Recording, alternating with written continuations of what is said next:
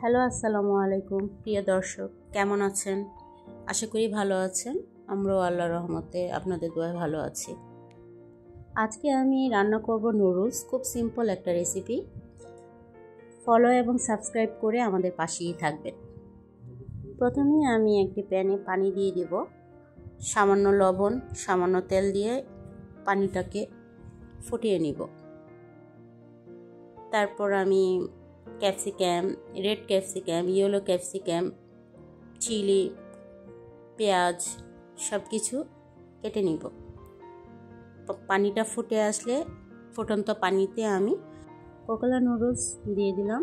ফুটন্ত পানিতে এটাকে আমি ভালো করে সিদ্ধ করে নিব। ভালো করে সিদ্ধ হয়ে গেলে একটা ছাঁকনিতে ছেঁকে নিব। আসলে এটা 2 মিনিটই নুডলস সিদ্ধ হয়ে যায়। খুব সিম্পল একটা রেসিপি, সবাই করতে পারে।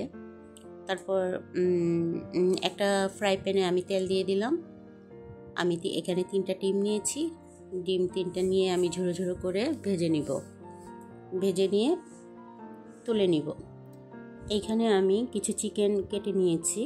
চিকেনের মধ্যে আমি সয়া সস এবং একটু সয়া সস, টমেটো সস এবং নুডলসের যে প্যাকেটের মশলাটা ওইটা দিয়ে মেখে আমি একটু ফ্রাই করে নিব। চিকেন আস্তে আস্তে চিকেনটাকে ফ্রাই করে নিব।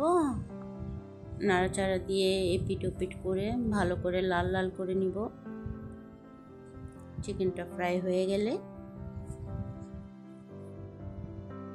চিকেনটা ফ্রাই হয়ে আসা পর্যন্ত আমি চিংড়ি মাছটা একটু ম্যারিনেট করে নিব। ম্যারিনেট করে রেখেছিলাম সয়া সস আর চিলি সস দিয়ে। এখন একটা কড়াইতে আমি সামান্য তেল দিয়ে রসুন কুচি দিয়ে দিলাম।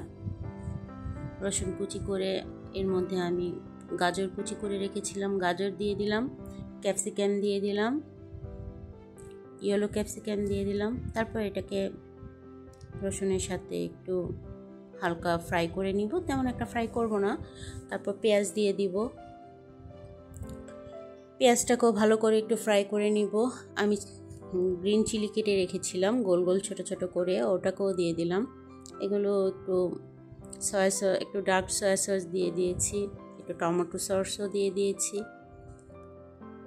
সব উপকরণগুলো দিয়ে আমি ভালো করে নেড়েচেড়ে এখন মশলাটার মধ্যে যখন হয়ে আসবে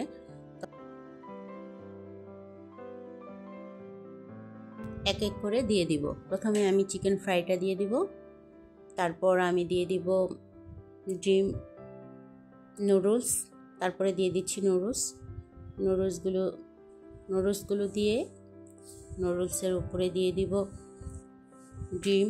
মানে এক এক করে আমি যা করে রেখেছিলাম সব উপকরণগুলো নুডলসের মধ্যে এখন দিয়ে দিব। দিয়ে বাস এখন চিংড়ি ফ্রাইগুলো দিয়ে দিলাম। তারপরে ধনেপাতা দিয়ে দিলাম।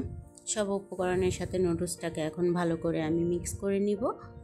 মিক্স করে নেওয়ার পরে আসলে সবাই যার যার মতো রান্না করতে পারেন। নুডলসটা খুব সিম্পল একটা রেসিপি, আমি আমার মতো করে রান্না করেছি। যদি আপনাদের ভালো লেগে থাকে আমাকে একটা কমেন্ট করে জানাবেন।